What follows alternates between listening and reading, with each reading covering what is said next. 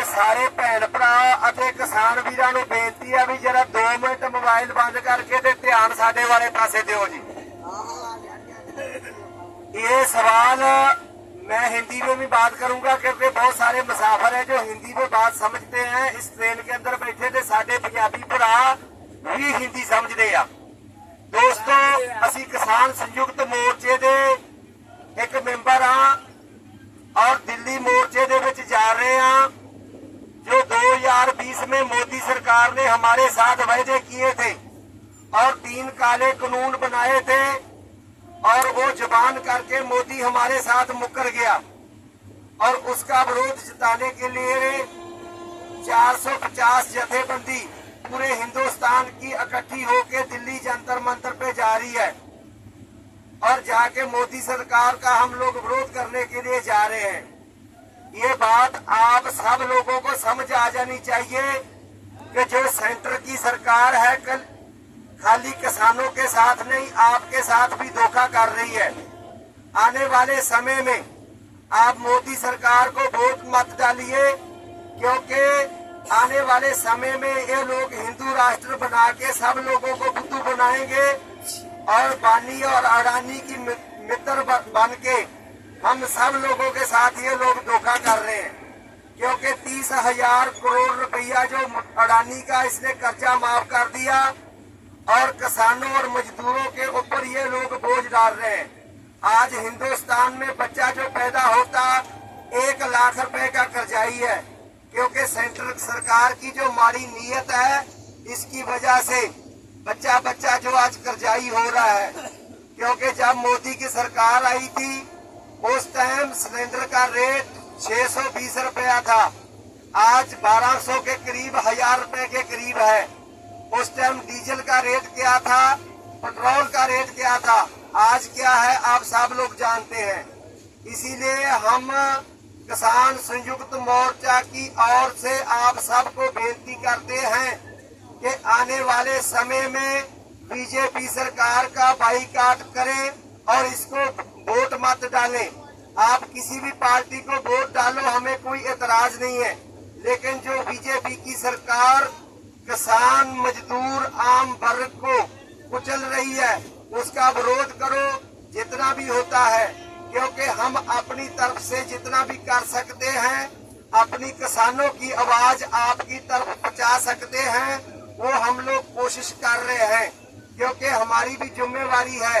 हमें कोई तनख्वाह नहीं मिलती, हम लोग जितने भी किसान हैं अपने घर से अपनी जेब से खर्चा करके लंगर भी लगाते हैं और आप लोगों को समय समय पर सचेत भी करते हैं क्योंकि आप लोगों को जानकारी नहीं है।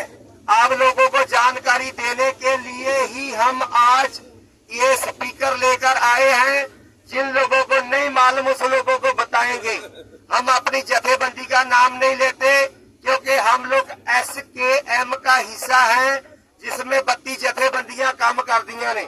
सो सारे ही जो भी ट्रेन में सफर कर रहा है चाहे कोई हिंदू है, चाहे कोई मुसलमान है, चाहे कोई सिख है, चाहे कोई ईसाई है, सब रात को अपना पेट भरने के लिए खाना खाते हैं। तो भाई लोगों वो खाना कहाँ से आता है? वो किसान के खेत से आता है। अगर किसान की मजदूरी देखनी है उसके पाए हुए कपड़े मत देखो, उसके पैरों की फटी हुई एड़ियां देखो, उसके हाथ देखो कि किसान दिन रात क्या मेहनत करता है। सर्दियों के दिनों पे आप बिस्तर ओढ़ के सोए होते हैं, किसान अपनी खेत को पानी लगा रहा होता है। लेकिन 3 बार हो गया, इस बार भी रब ने गड़ेमारी कर दिया, किसान को मार दिया। पिछले साल भी बारिश पै के किसान की फसल खराब हो गई, उससे पिछले साल भी गर्मी के वजह से सूखा पड़ने के कारण जो कनक की फसल खराब हो गई। सो मेरे साथियों किसान का साथ दो। अगर किसान जिंदा है तो आप सब पेट भर के खाना खाओगे, नहीं तो पाकिस्तान की तरह आपका हाल भी हो जाएगा। अगर ये बानी डानी आ गए, मंडीकरण प्राइवेट हो गया तो आपको पैकिंग किया हुआ फूड मिलेगा, आटा पैकिंग किया हुआ मिलेगा। फिर आप ये नहीं कह सकते कि आप 100 रुपए किलो क्यों लगा रहे हो।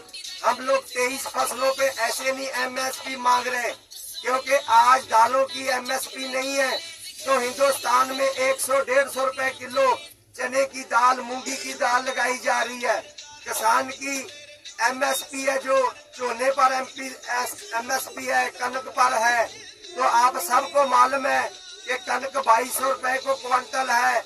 आपको ज्यादा से ज्यादा 30 रुपए किलो आटा दे सकते हैं, 70 रुपए किलो आटा नहीं लगाएंगे। तो मेरे बहनों और भाइयों, आपके आगे हमारी तरफ से हाथ बांधकर बेनती है कि आने वाले समय में मोदी सरकार का बाईकाट करो और कोई भी सरकार बनाओ। अपना हिंदुस्तान, अपना भारत को बचाना चाहते हो तो किसान का साथ दो, अन्नदाते का साथ दो। अगर अन्नदाता खुशहाल है तो आपके बच्चे भी पेट भरकर खाना खाएंगे और रात को सोएंगे। किसान का बेटा एक तरफ तो बॉर्डर पे राइफल लेके खड़ा हुआ है, दूसरी तरफ किसान आपको रोटी कमा के दे रहा है। तो मेरे बहनों और भाइयों, आपसे हमारा यही अनुवेदन है, आपसे बेनती है कि आप में से भी बहुत सारे लोग किसान होंगे, किसान के खेत में जाके मजदूरी करते होंगे। सो चाहे शहर में रहते हैं चाहे गांव में रहते हैं, जो खाना खाते हो वो गेहूं, वो चावल, वो दालें सब किसान के खेत से आती है।